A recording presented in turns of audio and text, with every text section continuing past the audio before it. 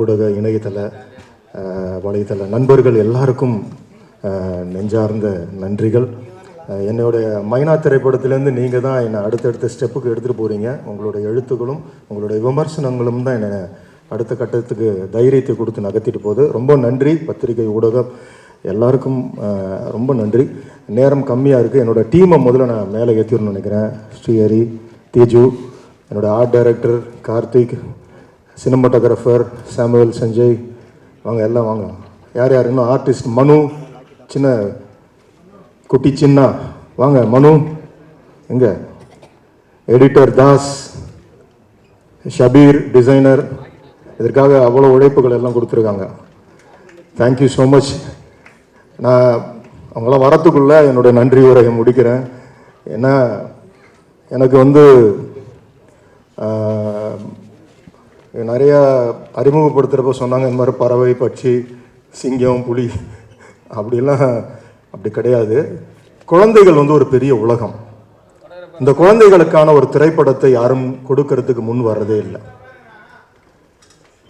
ஏன்னா நீங்கள் ஹாலிவுட் எடுத்துக்கிட்டிங்கன்னா ஜுராசிக் பார்க்லேருந்து, அவெஞ்சர்ஸ்லேருந்து, ஸ்பைடர்மேன்லேருந்து ஒரு பெரிய மார்க்கெட்டு, ஒரு பெரிய ட்ரேடு சில்ட்ரன்ஸ் ஃபிலிம் மேலே தான் அவங்களோட பார்வை இருக்கும். எனக்கு அந்த ஒரு வில்லன் விஷ் எப்போதுமே இருந்துக்கிட்டே இருக்கும். ஒரு இன்டர்நேஷ்னல் ஃபிலிம் பண்ணோம். நேற்று கூட ஒரு நண்பர் ஒரு இடத்துல நான் பத்திரிக்கை கொடுக்குறப்ப கேட்டார், என்னங்க ஸ்டார் என்ன அப்படின்றப்ப நான் சொன்னேன், சிங்கத்தை விட பெரிய ஸ்டார் இருக்க முடியாதுங்க. ஏன்னா இந்தியாவில் நீங்கள் ஒரு பெரிய டாப் ஸ்டார் வச்சு படம் பண்ணிங்கன்னா அது பேன் இண்டியா ஃபிலிம்னுவீங்க. ஆனால் சிங்கத்தை நார்த் போல்லேருந்து சவுத் போல் வரைக்கும் எல்லாருக்குமே தெரியும். தே நோ லைன்னா எல்லாருக்கும் தெரியும். அதனால் ஒரு பெரிய ஆர்டிஸ்ட்டை வச்சு தான் நான் பண்ணிகிட்டு இருக்கேன். அதனால் உங்களுக்கு அந்த வருத்தம் வேண்டாம்னு சொன்னேன். ஏன்னா இன்னைக்கு இருக்கக்கூடிய இந்த கிட்ஸ் வேர்ல்டை நான் தியேட்டருக்கு கொண்டு வரணும்னு ஆசைப்படுறேன். அவங்களுக்குன்னு நான் தொடர்ந்து படங்கள் எடுக்கிறேன். என்னோட கும்கி ஆகட்டும், இப்போ கும்கி 2 வேறு வரப்போகுது. ஸோ இந்த படம் மேம்போ ஆகட்டும், அந்த ஜானர் அவங்களுக்கான ஒரு ஒரு என்டர்டெய்னரை நான் கொடுத்துக்கிட்டு இருக்கணும்னு ஆசைப்பட்றேன். நானும் உலக சினிமாக்களை பார்த்து ரொம்ப ஸ்லாகித்து வந்தவன் தான். என்னோட இன்ஸ்பிரேஷன் டேவிட் லீன், அவருடைய லாரன்ஸ் ஆஃப் அரேபியாலேருந்து, டாக்டர் ஷிவாகோலேருந்து, என்னோட இன்னொரு இன்ஸ்பிரேஷன் மார்ட்டின் ஸ்கார்செஸி, இப்படி சொல்லிகிட்டே போகலாம்.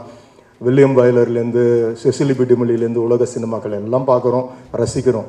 ஆனால் இங்கே சில விஷயங்கள் இன்றைக்கி இருக்கக்கூடிய சினிமா சூழ்நிலையில் we must go with big stars, otherwise with big content. இப்போ ஒரு பிக் கண்டென்ட் என் கையில் இருந்துச்சு. அதை யார் பண்ண முடியுன்றப்ப எனக்கு என்னை அறிமுகப்படுத்தி வைத்தது ஆகாஷ். நான் முதல்ல கதை சொன்னது சார்கிட்ட நான் கதை சொன்னது ரஜினி சார்கிட்ட தான் இந்த கதையை சொன்னேன். நான் ஃபோன்லேயே கேட்டு அதிலே நிறைய சஜஷன்ஸ் சொன்னார். 2 பேரும் பேசணும், சொன்னோம், இது நடந்தது. அடுத்தது நான் கதை சொன்னது சிஜே சினிமாஸ் ஞானவேல் சார், அவர்கிட்ட கதை சொன்னேன். அவரும் one of the script doctor மாதிரி அவ்வளோ அழகாக அதை லிசன் பண்ணி, இது எந்த இடத்துக்கு இதுக்கான ஒரு ஒரு ஞானவேல் சார் நீங்கள் வந்தீங்கன்னா நல்லாயிருக்கும். வாங்க, மேடை இன்னும் கொஞ்சம் நிறைவடையும். ஸோ ரொம்ப ரொம்ப சென்சிபிளாக இன்றைக்கி ஸ்கிரிப்ட்ஸை செலக்ட் பண்ணுறதுல is a topper Gnanavel sir. அவரும் நிறைய நல்ல திரைப்படங்களை கொடுத்துருக்காரு. அவருடைய திரைப்படங்கள் பார்த்து நாங்கள் வந்திருக்கோம்.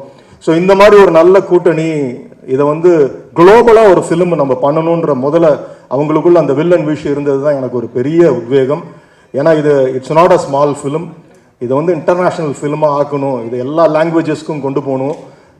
இதை ஒரு இதுக்கான ஒரு ஸ்பெக்ட்ராவாக ஒய்டராக இந்த ஃபிலிமை கொண்டு போகணும்.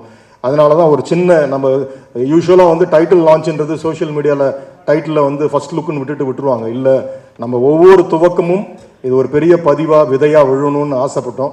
அதுக்கு ப்ரொடியூசர் காஜாமைதீன் சார் அவ்வளோ என்கரேஜ் பண்ணார்.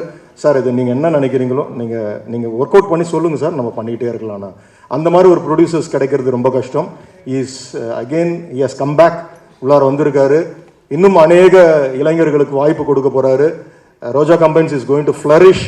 ஒரு பெரிய ஒரு ஆலமரமாக இது மாறப்போகுது. அதுக்கான மீண்டுமான ஒரு துவக்க புள்ளியாக மேம்போ இதை நாங்கள் விதைக்கிறோம். கோ ப்ரொடியூசர் அப்துல் கனி ஆகட்டும், அவரும் எங்கூட அவர் நான் அநேகமாக நிறைய வறுத்து எடுத்துட்டேன்னு நினைக்கிறேன். ஒரு நாடு இல்லை, 2 நாடு இல்லை, ஒரு குட்டி சிங்கத்துக்காக நாங்கள் அலைஞ்ச பயணங்கள், மைல்கள், விமான பயணங்கள் ஜாஸ்தி. மொரீஷியஸ்லேருந்து, ஸ்ரீலங்காலேருந்து, தாய்லாந்துலேருந்து, நாங்கள் பறந்துக்கிட்டே கிடந்தோம். ஆனால் ஒன்று கிடச்சிச்சு, எங்களுக்கான ஒரு மேம்போ கிடச்சிச்சு. அதே மாதிரி பெரிய சிங்கமும் நான் உங்களுக்கு இங்கே நான் டிக்ளேர் பண்ணல, ஓப்பன் பண்ணல, ஏன்னா அது ஆடியோ ஃபங்க்ஷனுக்கு நான் வச்சுருக்கேன். It's going to be spectacular. அந்த பெரிய மெமோத் பீஸ்ட் உங்ககிட்ட காட்டுறப்ப நீங்களாம் என்ஜாய் பண்ணுவீங்க. அதுக்கான ட்ரைனிங் வந்து ஹரி வாடா ஒரு தைரியமாக, அதாவது குட்டி சிங்கத்திலேருந்து நீங்கள் பழகலாம். ஒரு சிங்கம் வளர்ந்து அது கூட நம்ம விளையாடலாம். ஆனால் வளர்ந்து நான் செலக்ட் பண்ண ஒரு சிங்கத்தோட இவர் பயிற்சி எடுத்துக்கிட்டு இருக்காரு. அது கிட்ட போய் அதாவது முதல் நாள் தீனி கொடுக்கறதுக்கு அந்த ட்ரெயினர் விடலை. ஏன்னா இவரோட ஸ்மெல்ல அதை அக்செப்ட் பண்ணும். ஏன்னா lions are called as pride. அது ஒரு தனி கூட்டமாக தான் இருக்கும். அதுக்கிட்ட நம்ம யாரும் நெருங்கிட முடியாது. Lions are very gentle.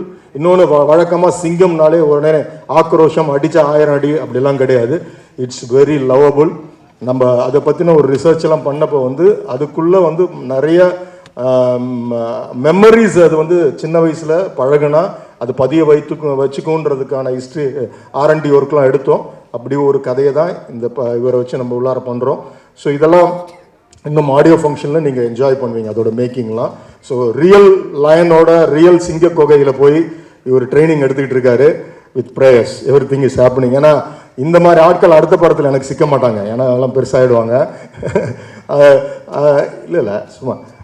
So first day இவரோட ஃபஸ்ட்டு ஷாட்டை நீங்கள் அந்த கிளிஃபில் குதிக்கிறத பார்த்தீங்கல்ல, அவர் வந்து ஃபஸ்ட்டு டே பண்ண ஷாட் அதுதான். நான் ஒன்றுமே சொல்ல, சார் நான் போய் குதிப்பா அப்படின்னு உடனே டக்குன்னு உடனே பண்ணாப்புல. It was around 80 to 90 feet. டக்குன்னு உடனே செய்யணும். இவன் வந்து ரோப்ஸ் இருந்தாலும் ஒருத்தர் செய்யணும்ல. அந்த மாதிரி அவ்வளோ டெடிக்கேட்டடு, ஒபீடியன்ட்டு, ரொம்ப ஒரு உடனே கிராஸ் பண்ணிக்கிற ஒரு ஆர்டிஸ்ட்டு விஜய். அதே மாதிரி தேஜு நல்ல ஒரு கேரக்டரு. படம் பார்க்குறப்ப உங்களுக்கு தெரியும். ஒரு டவுன் சவுத்தில் இருக்கக்கூடிய ஒரு ஒரு ஒரு ட்ரைபல் கேர்ளாக இந்த படத்தில் பண்ணுறாங்க. இவங்களும் நல்லா பண்ணியிருக்காங்க. அதே மாதிரி சினிமாட்டோகிராஃபர் சஞ்சய், ஆல் என்னோட ஆர்ட் டைரக்டர் எல்லாருமே அவங்களோட வேலைகளை நேர்த்தியாக செய்துட்ருக்காங்க. எடிட்டர்லேருந்து எல்லாமே. எப்போதுமே என்னுடைய without a good music you can say tell a show a good film. அது என்றைக்குமே நான் ஆழமான நம்பிக்கை வைத்திருக்கிறவன். எனக்கு எப்போதுமே எனக்கு வந்து என்னுடைய ஃபிலிம்ஸுக்கான ஒரு சோலா நிற்க வருது இமான் அவர்களுடைய இசை. இந்த படமும் it's going to be a musical journey. இதில் வந்து கிட்டத்தட்ட ஒரு 6 பாடல்களுக்கு மேலே வரப்போகுது. ஆஃப்டர் அ லாங் டைம் நீங்கள் வந்து சாங்ஸ் என்ஜாய் பண்ணுவீங்க. பெரிய நம்பிக்கை எனக்கு இருக்குது. எல்லாவற்றை விட எல்லாரையும் சொல்லிட்டேன்னு நினைக்கிறேன். என்னோட நடிகர்கள் எல்லாரும் இதில் இருக்கிறாங்க நிறையா. எல்லாவற்றை விட Yogi Babu sir one of the அதாவது ரிஃபைன்டு குட் ஆக்டர். அவர் இந்த படத்தில் நிச்சயமாக எனக்கு நம்பிக்கை இருக்குது. இந்த படத்தின் மூலியமாக அவருக்கு ஒரு தேசிய விருது இருக்குது. அவ்வளோ அழகாக பண்ணிட்டு வராரு. It's really great. அவரால் வர முடியல. ஆடியோவில் வந்து அசத்துவம் சார்னார், ஒரு வாய்ஸ் டெக்ஸ்ட் போட்டிருந்தார். Has done a fantabulous job இந்த படத்தில். அவ்வளோ ரிஸ்க் எடுத்து அவ்வளோ அழகாக பண்ணிகிட்டு இருக்கார். ஸோ எல்லாரும் நிறைய பேர், ரியாஸ் இதுக்காக ஒருங்கிணைத்தார். எல்லாருமே நிறைய பேர் இதுக்கு பின்னாடி இருந்து உழைச்சிருக்காங்க. நடிகர்கள், பாண்டியன், விஜய்முத்து, மேனேஜர்ஸ் எல்லாருமே தேங்க்யூ ஸோ மச். தேங்க்யூ. ஒரு நல்ல படம் எனக்கு மைனாவில் கிடைச்ச அந்த வைப் இப்போ இந்த படத்தில் கிடைக்குது. ஏன்னா ஆல் ஆர் குட் சோல்ஸ். எல்லாருமே வெற்றியை நோக்கியே இதுக்காக ஓடிக்கிட்டு இருக்காங்க. இந்த படத்தோட ஆடியோ, அதுக்கப்புறம் இந்த படத்தோட ரிலீஸு, ப்ரீ ரிலீஸு, இதிலெல்லாம் உங்களெல்லாம் நான் சந்திப்பேன். It is going to be a very soulful film. Kids and family they are going to enjoy it. இது ஒரு பெரிய ஹியூமர் அண்ட் ஆக்ஷன் த்ரில்லராக இருக்கும். நீங்கள் படம் வரப்போ என்ஜாய் பண்ணுங்கள். மீண்டும் என்னோடய ப்ரெஸ் நண்பர்கள், மீண்டும் உங்களுடைய உதவி தான் எனக்கு அதிகமாக தேவைப்படுது. அடுத்த கட்டத்துக்கு இந்த மாதிரி படங்கள் கொண்டு போய் சேர்ப்பீங்க நம்பிக்கை எனக்கு இருக்குது. I thank you from my bottom of my heart. Thank you so much. Thank you so much. மனுவை பற்றி சொல்லணும். என்ன இருந்தாலும் நீங்கள் பார்த்துருப்பீங்க 2-3 ஷாட். அதில் அந்த குட்டி சிங்கமே ரொம்ப வைல்டாக பிஹேவ் பண்ணும். ஏன்னா என்ன இருந்தாலும் அது சிங்கம் சிரித்தாலும் அதோட சீற்றம் குறையாதுன்ற மாதிரி அது சிங்கம் தான். அந்த சிங்கத்தோட இந்த குட்டி சிங்கமும் அழகா ஃபர்ஸ்ட் 2 நாள் மட்டும் ரொம்ப ஒரு மாதிரி இருந்தாப்புல. அதுக்கப்புறம் அவரோட ஆம்பிஷனே மாறிடுச்சு. ஃபர்ஸ்ட் டைம் வந்தப்ப என்கிட்ட சொன்னாப்புல, I want to become golf தான் எனக்கு ரொம்ப இன்ட்ரெஸ்ட் சார் அப்படி இப்படிலாம் சொல்லிட்டு இருந்த ஆளு ஸ்கெடியூல் முடிச்சு போறப்ப I want to become an ஆக்டர்ன்னு முடிச்சுட்டு போனாப்புல. So God plus. பெரிய இடம் இருக்கு மனுவுக்கு. ஸோ நல்ல உள்ளங்கள். மீண்டுமாய் உங்க எல்லாருக்கும் என்னுடைய நன்றிகள். Thank you so much.